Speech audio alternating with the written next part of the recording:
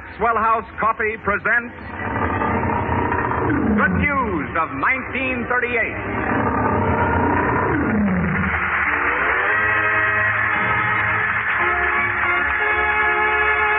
Meredith Wilson lights the fuse of the MGM Star Rocket. The fuse sputters. The rocket zooms upward toward the radio heavens.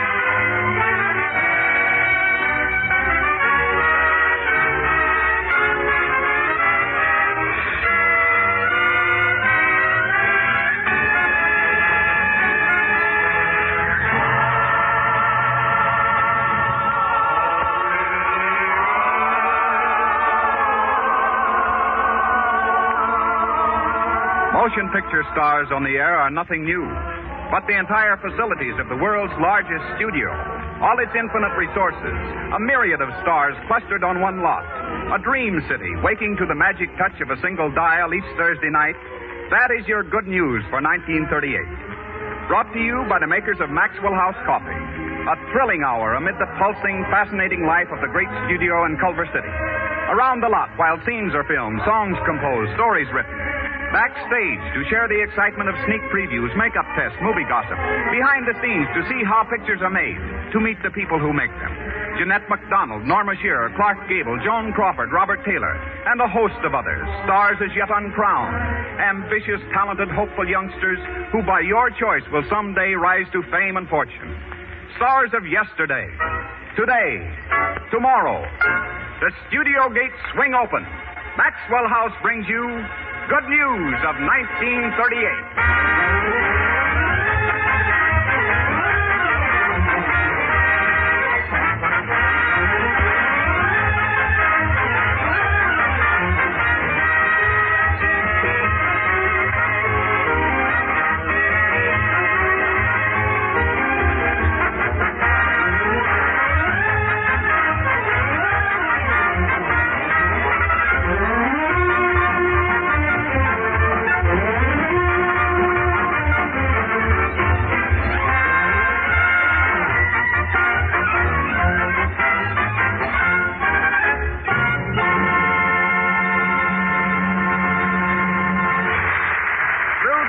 Gates with Meredith Wilson.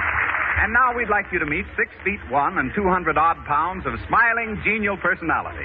Twinkling blue eyes, sun-bleached hair, a voice that's deep and friendly as a cathedral bell. Metro's ace director of 4-star hits. Among them, Dancing Lady, Let Us Be Gay, Strange Interlude, The Great Ziegfeld, Maytime, The Firefly, and now preparing The Girl of the Golden West. Ladies and gentlemen, the most beloved figure on the lot. Meet our master of ceremonies, Robert Z. Leonard, affectionately known to one and all as Pop. Thank you very much, Ted. I don't really feel that old, but honestly now, have I really done all those things? I got it straight from publicity. Never heard anything straight from publicity yet. Apologies. Anyway, you might have spent a little time on the things I haven't done. For one thing, I've never been a master of ceremonies. Oh, we'll find that out soon enough. Just another heckler, Eleanor Powell. Oh, wait, Pop. Yeah, buddy up, don't you butt in here. Well, there you are, folks, anyway. Just one big happy family. And we're glad to have all you friends of Maxwell House join us. I know that plenty of you have already been on our lot, but for the millions of you who have never seen a studio, well, here's your chance to see what it's all about. To walk around the lot and just generally see what makes the wheels go round. So, come on, everybody, to the business of the evening. Out on the lot. Isn't it marvelous? This is exciting. I've always wanted to see a movie studio. Better stick close to me. These streets are pretty crowded. Why, it's just like a city. Streets and numbers. Traffic cops and everything. Look over there. Look at all those people in costumes. Old 1860 costumes and everybody in makeup. Come on, hurry up, you extras. We're ready to leave. Where are all those buses going, Mr. Leonard? Take Arrowhead on location for Clarence Brown's picture, Benefits Forgot. Look, there's Bruce Cabot. Cabot where? Mighty handsome mountie, that boy. He's in Bad Man of Brimstone, too. Oh, yes, Wally Berry's in the picture as well. Look out. Careful there, everybody. What's that truckload of lumber for, Mr. Leonard? Down stage 27, the new one they're building for Norma Shearer's next picture, Marie Antoinette. What a street. Cowboys, gypsies. Midshipmen, football players. Yes, they're in navy blue and gold. Sam Wood's picture. There's Joan Crawford. With Spence and Tracy. On their way to the mannequin set, I guess. Hi, Joan. Hello, Spence. Say, where's that music coming from? sounds like 100 voices. Must be a terrific set they're on. Well, here's your first surprise. All that music's coming from this little 4x4 booth. Yep. One of the sound recording booths. Doug Shearer's probably in there checking the soundtrack. Now, if you'll all be quiet, I'll open the door and we can just listen to it.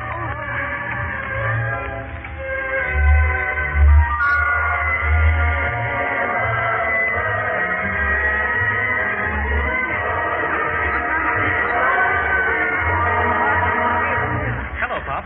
What's up? Hello, Doug. Just brought a few of our Maxwell House friends here to hear soundtrack. What's a soundtrack, Mr. Well, Leonard? it's those little scratches on the side of the film that record music or speech. Without those, the film would be silent. What's on this reel, Doug? It's part of the Rosalie track. Swell. Run off a few feet for us, will you? You know the part where Eleanor Powell does that long spiral and breaks her way through all the drums, and then the big climax? Okay, Pop. It's still a little rough in spots, but we'll run it. Let it go, Mac.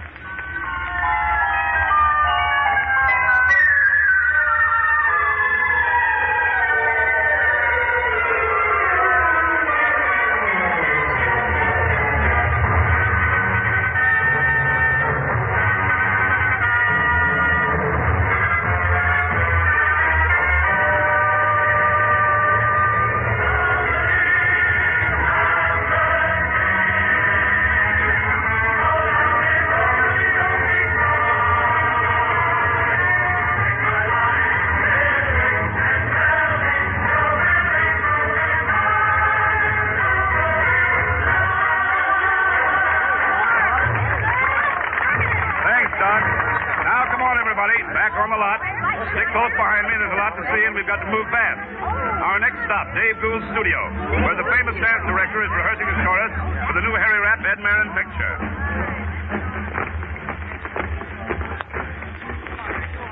Get that line straight. No, girls. Wait a minute. Hold that. Look, girls, that's pretty bad. Now, you've got to do better than that. We're going to shoot this number tomorrow night. Mr. Rapp's going to look at it. Now, you know Harry Rapp. Now, come on. What's wrong with you? What do you mean you're tired? You've only worked 14 hours a day. 16? You're just a bunch of sissies. Give me that piano again. Now hit into it. All right, here we go. That's more like it. Give me those smiles. Keep those heads up. That's it. Keep that line straight. Give me that time step. 1, 2, 3, 4. 1, 2, 3, 4. 1, 2, 3, 4. Now you're doing it. Come on, smile a little more. That's it. Now faster. That's it. Wait a minute. Hey, what's the idea? Buddy Hudson! Wait a minute there. You're doing that step all wrong. Now look here, buddy. Please excuse me, Dave. I'll help these kids along. Like to learn this, kids? We never been introduced to you. You mean that none of you has even recognized me? Why, I'm astounded, amazed, and furthermore, tell 'em, George. It's George Murphy. He's an Epson with the bluest kind of blood. But he's my pal, so I just call him Bud. Touch it, Bud. That's enough. As a teacher, Mr. Gould will do. If you'll pardon us, who the heck are you? Me? Why, I taught Eleanor all she knows. She is my lucky star. I'm the guy who educated her toes. I'm George Murphy. Well, what do you think of that? Eleanor Powell! Go ahead, boys. Don't mind. You see we're passing by and, Yeah, you see the girls here sort of kind of caught our eye. Oh, never mind now. Now, girls, here's something you might want to try. Look at if you want to learn to dance, you can be a social riot. Step right in the prim and try it. Follow in her footsteps. If you want to crash Broadway, all the mob will pay $5.50. Try and learn to do a nifty. Follow in his footsteps. Till the day you graduate, our method is quite scholastic. Then off we'll go to Buffalo, tripping the light fantastic. If you want to win the crowd, everybody loves a dancer. You can learn, and here's the answer. Follow in our footsteps. Go it, buddy boy. Touch it, Bud. Boy, buddy's a big cat. Look at that Here man. goes Captain. Kill the people. Come on, George. Attaboy. Go to town there.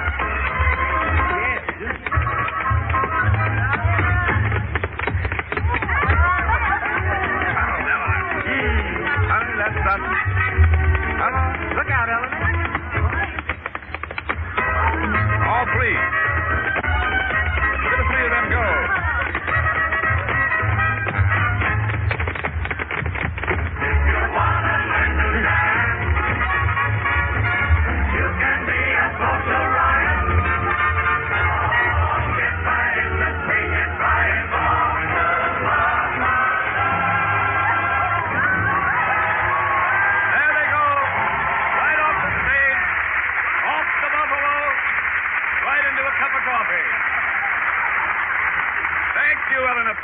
George Murphy and Buddy Edson.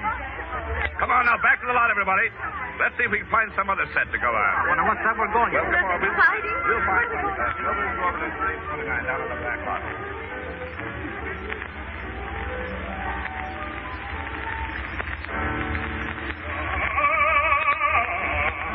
Where are we now, Mr. Leonard? This is Arthur Rosenstein's studio, our vocal coach. He's trained some of the greatest singers in the country. Let's look in, what? That's Arthur at the piano. Who's the dark young man with the wavy hair? Why, don't you know him? Igor Garland. Oh. You've heard him on the radio. Yes, you saw him in Broadway Melody, too, huh? Oh, I'm sorry, Igor. Pardon me. Excuse our breaking in like this, but it's Thursday, you know, maid's night out, and we've got to help ourselves. How are you getting along? Oh, very well, thanks. Working. Working, huh? Well, that ought to get you somewhere. You've heard the story about the man who worked very hard and finally got $5 million, haven't you? $5 million? Why, that is a great deal of money. Well, it ain't hay, Igor. But this is how the man got it. He worked and worked and worked for 40 years. And after 40 years, his aunt died and left him $5 million. Oh, that is quite a success story, Mr. Leonard. Well, Igor, what I've been working up to is your own success story. How about it? My success story? Now, must I tell it again, Mr. Leonard? If you don't, I will. Well, I should like to hear it from you. All right, then I'll tell it.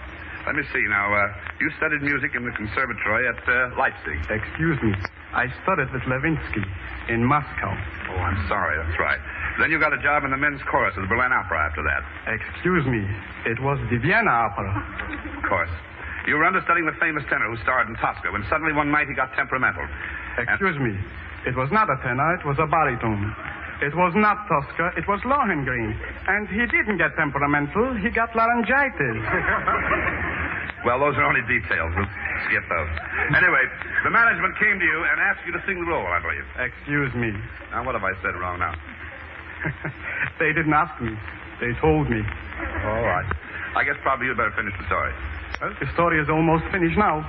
I told them I couldn't learn the role in 3 days. They said I must. I told them my German was not good. They said, sing it in Russian. I told them the costumes were too big for me.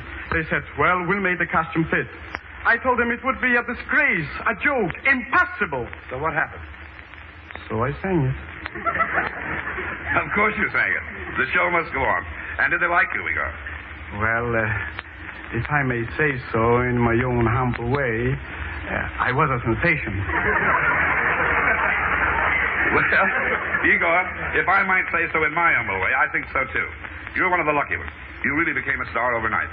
Yes, but please don't forget that like your man with the $5 million, you know, I worked hard for many years, and I'm still working.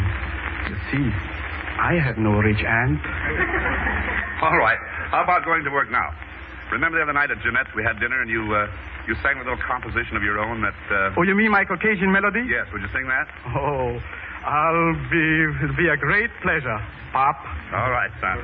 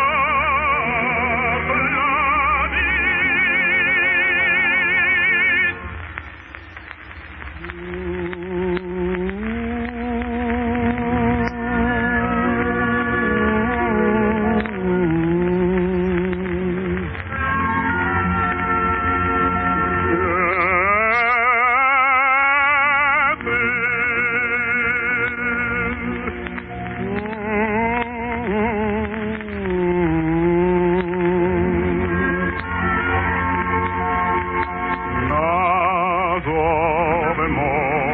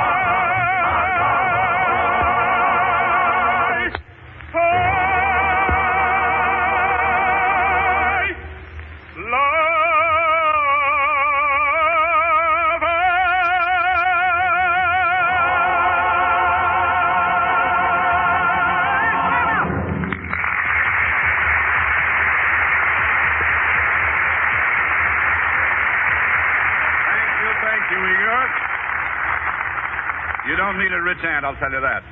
Now, I know you want to get back to your work with Rosie, but I want to tell you I'm proud to present you as part of one of our good news of 1938.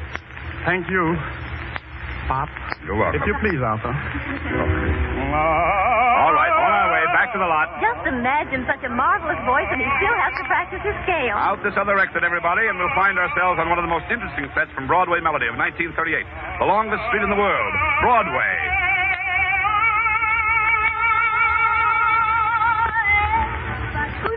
Who's that singing? That's 14-year-old Judy Garland coming down Broadway, and this should be fun.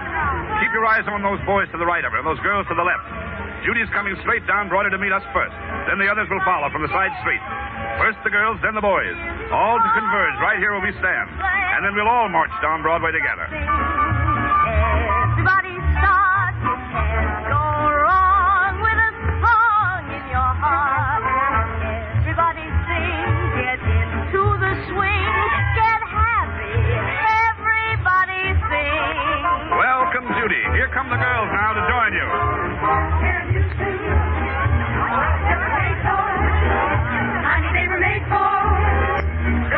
And here come the boys.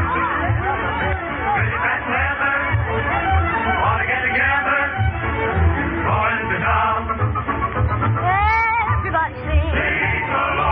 Everybody sing. Love your voice, turn wind and spring. Everybody say, hey, hey, hey. Everybody's gay. Can't you hear the orchestra play?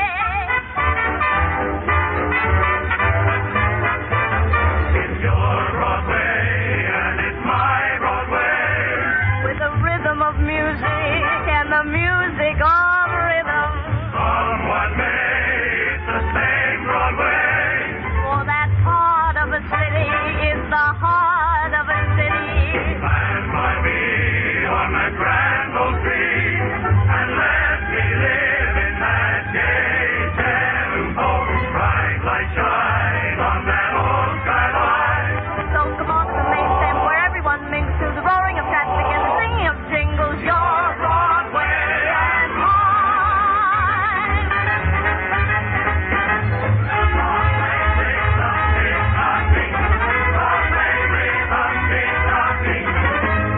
Oh, and right on Street of Bar, the Battery Dick Maria.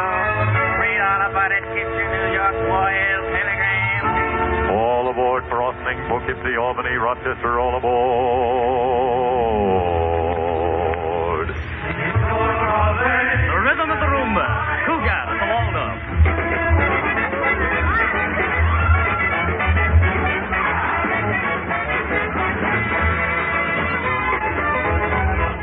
Rudy Valley at the Hollywood Restaurant.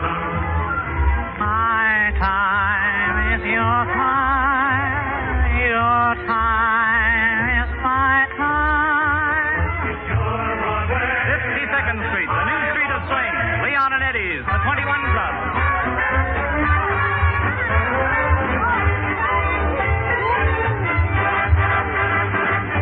Harlem moves downtown to Broadway. Cab Calloway at the Cotton Club.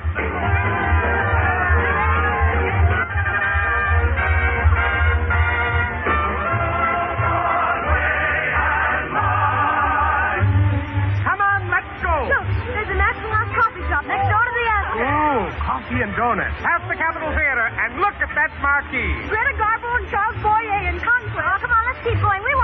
Judy, what's this place? Oh, this place looks dead. Nothing doing here. Let's move on. Wait a minute. It's Sophie Tucker. What do you mean? What do you mean this place is dead? And you want to move on? Fine talk. Have you any idea where you are? What place this is? This is Reisenweber's. Doesn't that mean anything to you, kids? You've got your Hollywood restaurant, your French casino, your 21 club, and you think you've got something. Why, Reisenweber's was all those places rolled into one. Reisenweber's, we had 3 dance floors. There was Isham Jones on the top floor. On the second floor, the original Dixieland Jazz Band. On the main floor was yours truly, Sophie Tucker. And you know who played in my band? Gus Arnheim at the piano. And for my violinist, Richard Himber. And you say this place is dead? Why, for me, it's alive. I hear music all the time, and it brings back memories of some of the greatest stars that ever lived. Children, it's your Broadway. But it was my Broadway.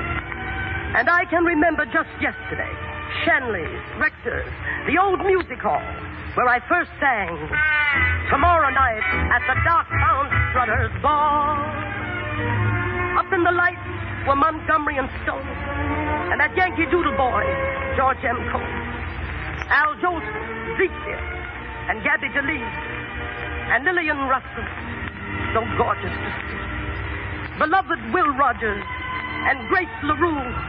My goodness, don't those names mean something to you?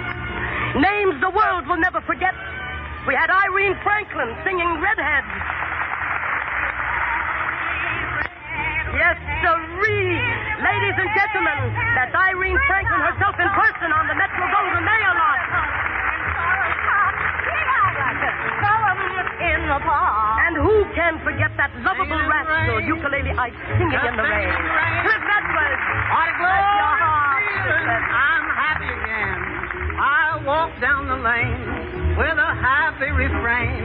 I'll just keep singing in the rain. And remember that bombshell of energy Eva Tangway singing, I don't care, I don't care. Ladies and gentlemen, a hand for Eva Tangway, who's at her radio tonight, right in Hollywood, listening to this program.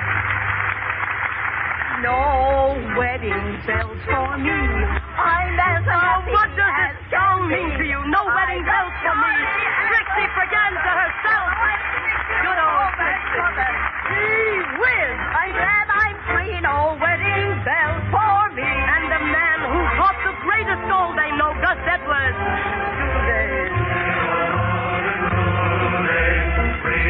And we have Frankie Bailey, Queen of Burlesque. Julie Shattuck, grand stars who play the veterans All around the town. We drink to the right, fantastic. All the life.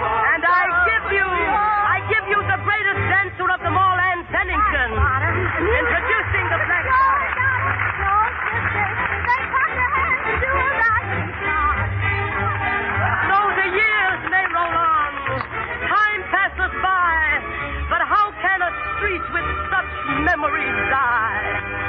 Let me plant my feet on that grand old tree on your Broadway and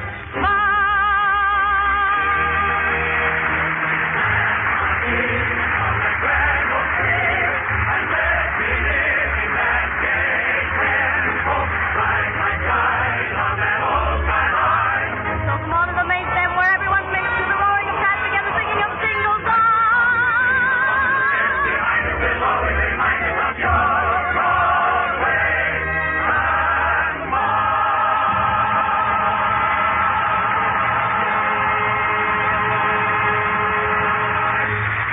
In a few seconds, the makers of Maxwell House Coffee return you to the Metro studios for more good news of 1938. Jeanette MacDonald, star of Metro Goldwyn Mayer Pictures and star of Vic's Open House, with Alan Jones in preview scenes from their latest musical picture, The Firefly.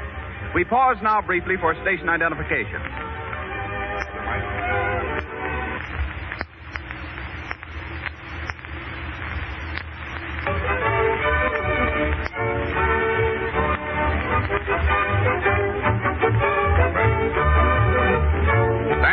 Judy, Garland, Sophie Tucker, and all you grand stars who appeared with them. The old Broadway and the new friends and the old. We'd like to keep you all. And I know Maxwell House feels that way, too. As many of you know, Maxwell House coffee got the name from the famous old Maxwell House down in Nashville, Tennessee. And to make all you folks feel right at home, we've built right here in the heart of the MGM lot a charming replica of the old Maxwell House. And there it is, right across the way. Could you go for a steaming, fragrant cup of Maxwell House coffee? Sounds good to me. What are we waiting for? Just waiting for the water to boil. Come on, let's go in. There's a model of the showboat. Yes, that's the model of the old Maxwell House showboat that you've enjoyed up and down the river for so many years. You remember? Your ticket of admission is just your loyalty to Maxwell House coffee. Well, that holds good for these shows, too. And while we're sipping our coffee, I want you to meet two of our most distinguished guests tonight. Mr. Louis B. Mayer, head of Metro-Goldwyn-Mayer Studios, and Mr. C.M. Chester, chairman of the board of General Foods Corporation, the people who make Maxwell House coffee. Mr. Mayer, won't you say something to our guests, please? Thank you, Bob. I'm happy to add my word of greeting to the friends of Maxwell House Coffee. My only regret is that our president, Nicholas M. Schenck, whose inspiring leadership has meant so much to all of us, is not here to add his good wishes in person. Our business, of course, is to make motion pictures. We have tried to make good pictures, and your response has been both generous and satisfying. But tonight, with Maxwell House Coffee, we embark on a new adventure, the complete merging of radio and motion pictures, an adventure conceived to bring you what we sincerely hope will be radio entertainment of a very unusual character and of a very high standard. Mr. Chester, let me welcome you, and through you, the radio audience tonight, not only to the MGM lot, but into the MGM family. And in token of that welcome, let me present to you with this master key to the big gate of our studio. Thank you, Mr. Mayor. I accept this key to the MGM lot on behalf of our listening audience, and I'm happy to join in welcoming them to this new radio program. Hereafter, these Thursday evenings will find me in the living room of my home, listening with my family as you are now listening with yours. And that's the way I wish it to be, because these programs are designed for the family as a unit, a group, the most important group in America. It is indeed a privilege for American business to be able, through the means of the radio, to visit in your homes and talk to you about their products. But with that privilege, there is a grave responsibility. That is to provide your family with entertainment, wholesome, friendly, and truly worthwhile. I have watched rehearsals for this show. These intimate glimpses behind the scenes have interested me, as I know they will interest you each week. I don't know of another place in the world where there is possible such a wealth of entertainment as here on the MGM lot. And I know that because of these weekly visits, we will all take an even deeper interest in the motion pictures which we see in our local theaters. I know I shall. And now, Mr. Mayor, as we leave the old Maxwell House to continue our way around the lot, the first thing I would like to do for our friends is to unlock the doors of our preview theater for tonight's performance of Firefly.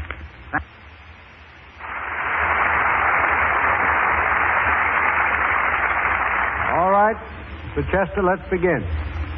I am privileged to present one of the screen's most glamorous and brilliant stars, Jeanette MacDonald, who reaches new heights with her performance as the Firefly, and with Jeanette, that talented young singing favorite, Alan Jones, who plays the part of Don Diego.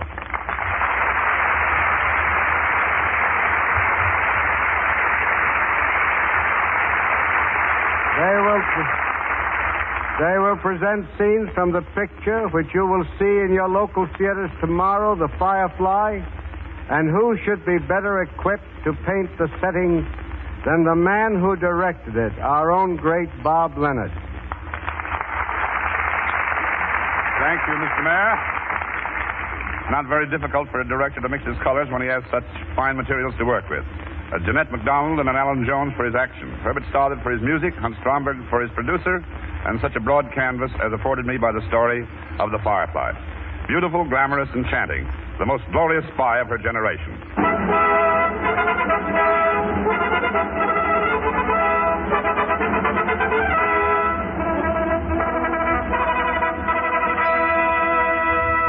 The year is 1808. The scene is Europe.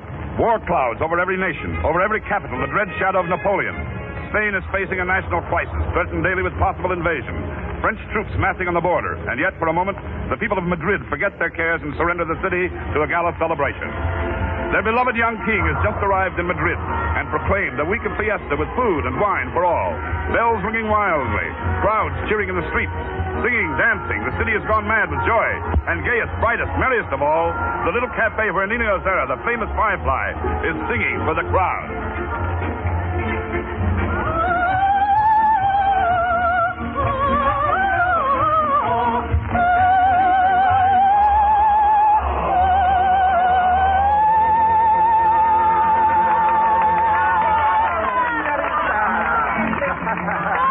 Your wine, senor. Senor. Oh, thank you, waiter. This senor is very lucky to have his table so close, so near. So that's the Firefly, eh? Si, senor. She is wonderful, no? Beautiful, beautiful. But it is no use, senor. She has eyes only for the French officers. Well, then, as good Spanish, we should do something about that. Encore, senorita, the Firefly. I've come 100 miles to hear you sing it. 100 miles, senor. Oh, then I'm in your debt. I'll take your notes for it. With full interest. 1 note for every mile.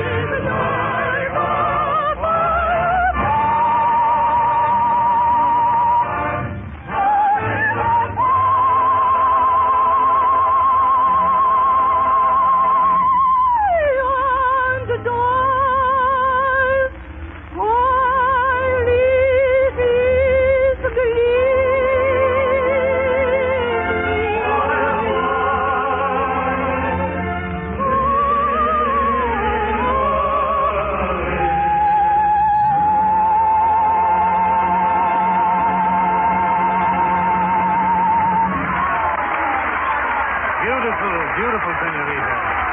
Thank you. Then it was worth your trip? Your 100 miles, perhaps? 200 and more. And a kiss, senor. How much would that be worth? 500, 1,000.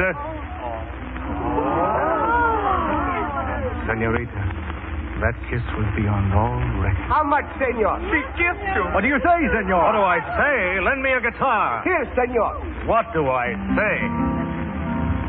The magic of a woman's kiss is far sweeter than wine. If ever love were more than this, I'd worship at its shrine.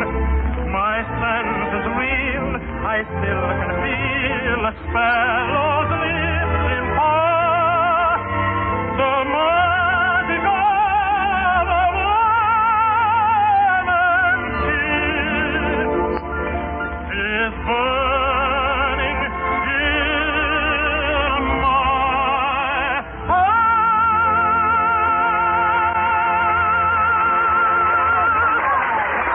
Well sung, senor. Did you like it, senorita? Mm-hmm. Will you have dinner with me? Oh, no. A glass of wine? Oh, no, I'm A sorry. dance, perhaps? Oh,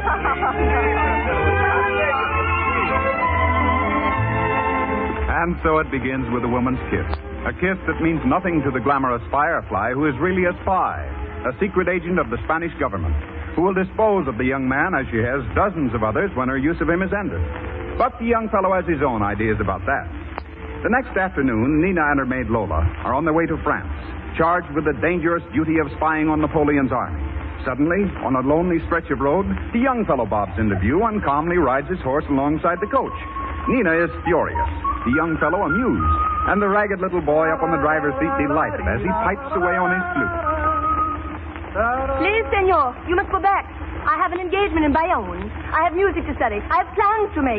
Have you any idea how beautiful you are? Pedro, drive faster, please. Si, senorita. Oh, there may be bandits along the way. You'll need me. Thank you very much, but I don't want to trouble you. Trouble you? You can't help it. Why, you've troubled me from the moment I set eyes on you. A persistent young man, senorita. Too persistent, Lola. You really don't mind my riding out here, do you, senorita? The road is free. You can do as you like. Possibly I can entertain you on your trip. I'm sorry. I'm going to sleep. Splendid. I'll sing you to sleep. Hello. I'll play for you, senor. Hello, little fellow. What's your name? One, senor. Can you play a lullaby? No, not that. If you must sing, make it something with spirit. Something lively and gay. But I thought you wanted to sleep. Oh, I can sleep through anything. I was simply thinking of the mule. Oh. That's fine, Juan.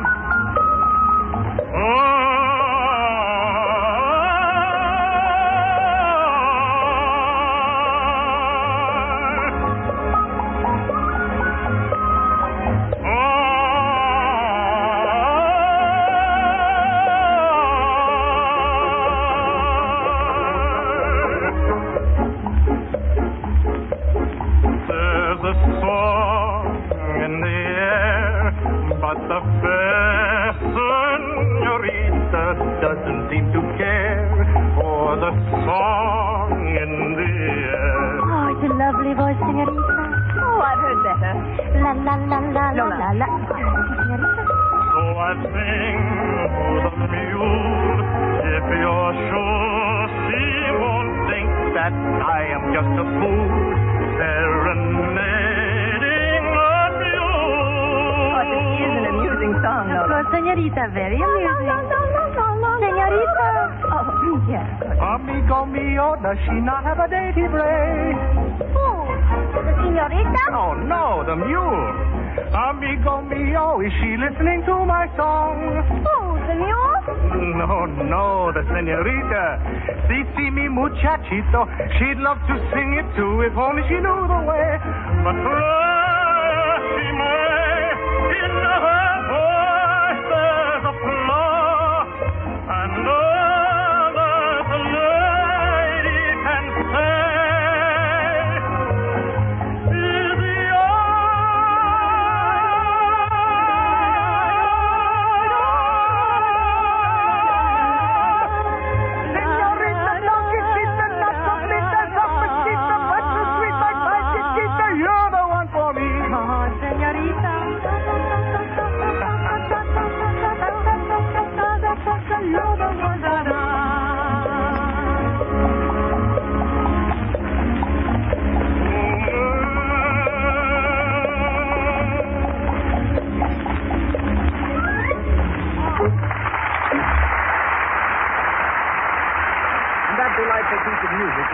followed by our own Herbert Stothart from Rudolph Rimmel's chanson.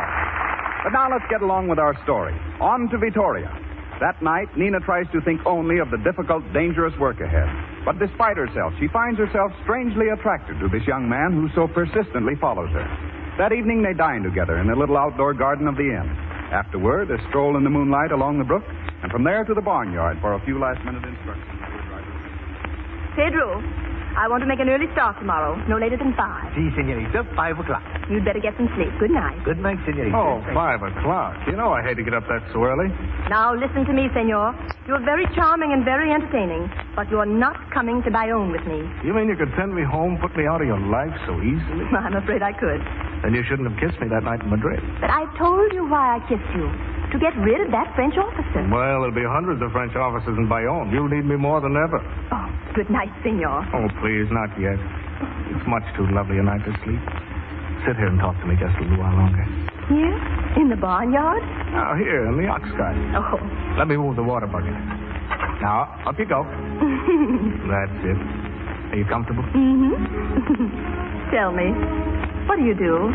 I mean, besides following strange women around the country. Not women. Just you. Oh, well, all right, aside from that. Oh, I have some money that my family left me, and I just travel around and amuse myself. Does that satisfy you? Is that all you want of life? It was, till I met you. Nina. Oh, please don't. Even you couldn't be romantic in a barnyard. Why not? What's the matter with it? Why, this place is full of romance. Listen to that Italian song. Why, it's like Venice. It smells like Venice. It is Venice. Where else could you find a moon like that? And look over there. See the Dome of St. Mark's? The one with the pigeons? Funny. I don't see it. That's because you got your eyes open. Now shut them quickly. Now do you see it? I don't see the dome, but I just heard one of the pigeons. I knew you would. Now we're going for a ride. Gondolier, take us to the Grand Canal. Now keep your eyes closed. There. We're pushing on. You hear the lapping of the waters? Mm-hmm. In the water bucket. Stop peeping. We're moving now. You feel the boat rock? Yes. Feel the sea breeze? Yes. Now where are we? In the barnyard. No, we're in Venice. Oh. In my gondola, let us glide o'er the drowsy blue lagoon and float on the yellow tide where sleeps the dreaming moon. I've fastened a crown you'll adore from the gold that lies shimmering there, and the silvery pearls from the dripping horn. I will set in your hand. Oh,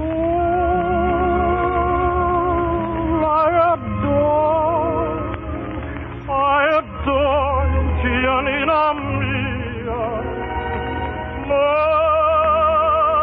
More and more, I adore you, Giannina mia.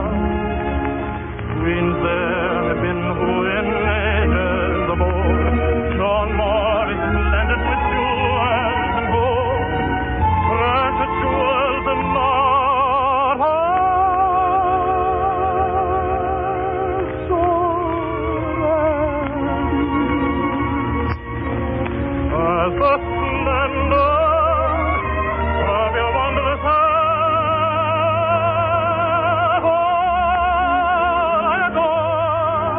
I adore you, Giannina mia. More and more, I adore you, Giannina mia. My heart is only, say you shall rule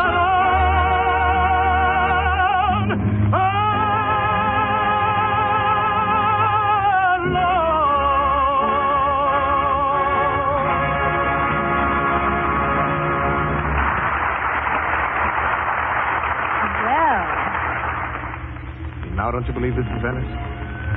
No. No. And I'm afraid I'm not the only one. We'd better get out of here. Oh, Nina, you can't tell me you weren't really a little moved by my song. I saw it in your eyes. Well, yes, I was. Once. I knew it.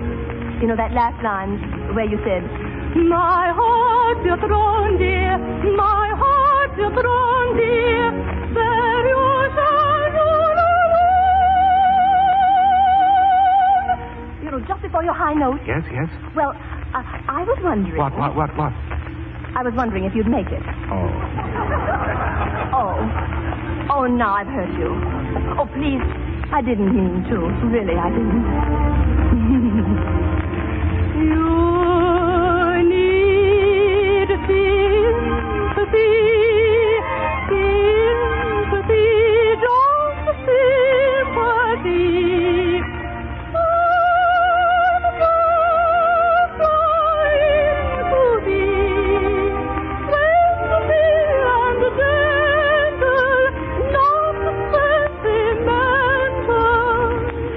Nina, when you forget to be on guard, your voice is soft.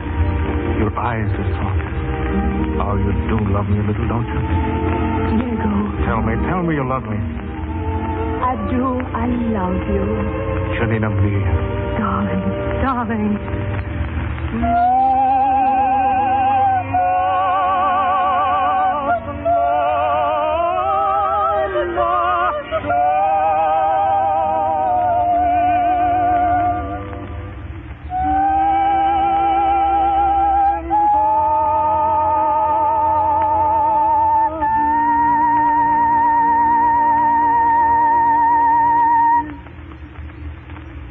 Well, I guess we have time for just one more sequence. Now, we don't want you to get the idea that The Firefly is all light, love, and beautiful music.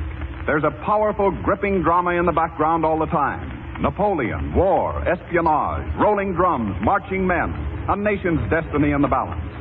Nina at Bayonne has been working desperately to complete her job. Finally, she gets her precious information. All that remains is to get it through to Vittoria by carrier pigeon. In high excitement, she writes her message, prepares the birds, opens the window, and then... Lola, look. What is it, senorita? What is wrong? This is not our pigeon. Oh, senorita. The markings are different, see? See, the other one, too. Someone's changed it. Substituted our pigeons. Oh, so your message would go to them. But who, senorita? Who? I don't know. But think, senorita. Did anyone see you at the bird stall?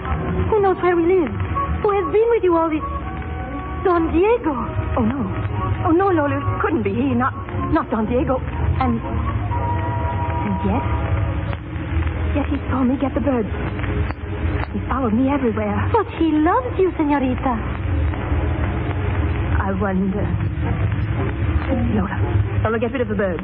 Destroy the message. I'll be back in an hour. But where are you going? I've got to be sure, Lola. I'm going to Diego.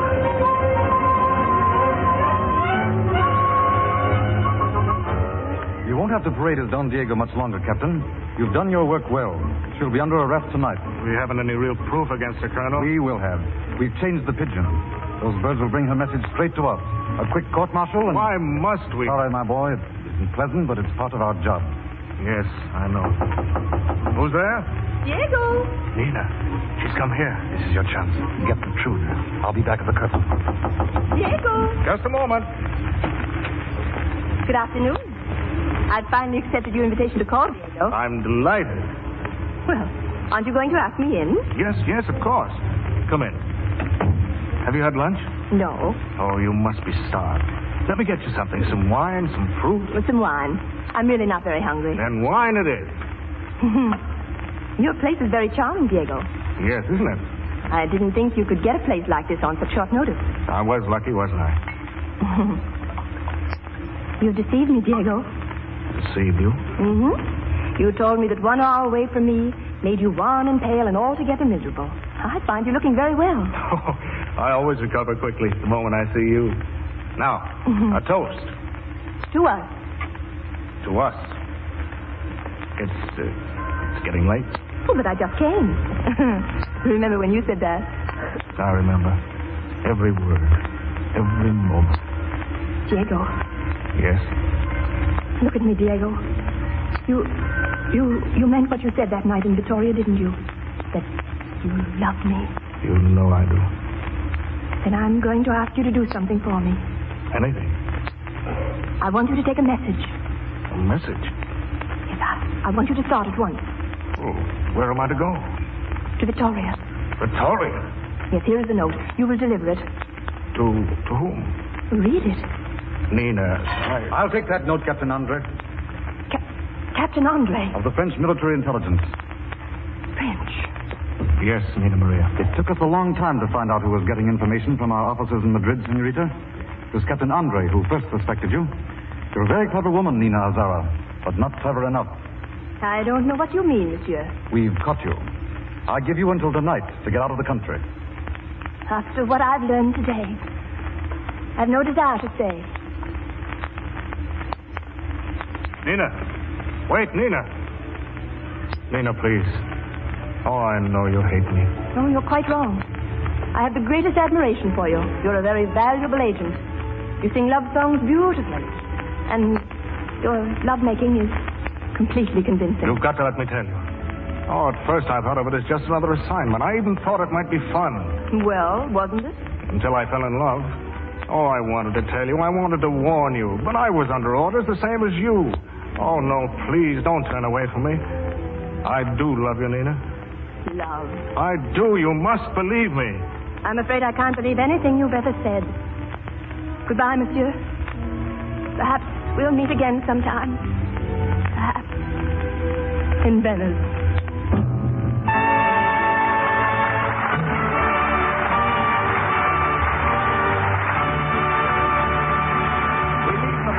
At one of its brilliant climaxes.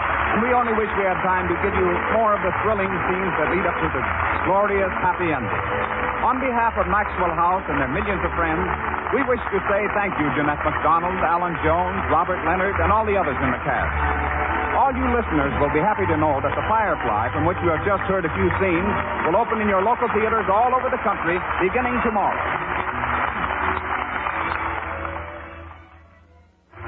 Next week, your master of ceremonies, Robert Young, taking you on another tour of the studio.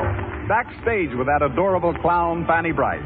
Round the lot with Judy, Garland, Igor Goran. Into rehearsal with another bit of good news for 1938, Metro's newest find, 17-year-old Betty James. Then there's Gilbert Russell, idol of England's radio fans, making his first American appearance on this program. For laughs, Ted Healy and his Stooges. And to top it all, Joan Crawford and Spencer Tracy in scenes from one of your good news pictures of 1938, Mannequin. And all under the direction of Meredith Wilson. So now until next Thursday, this is Ted Pearson saying good night and good news from Maxwell House Coffee.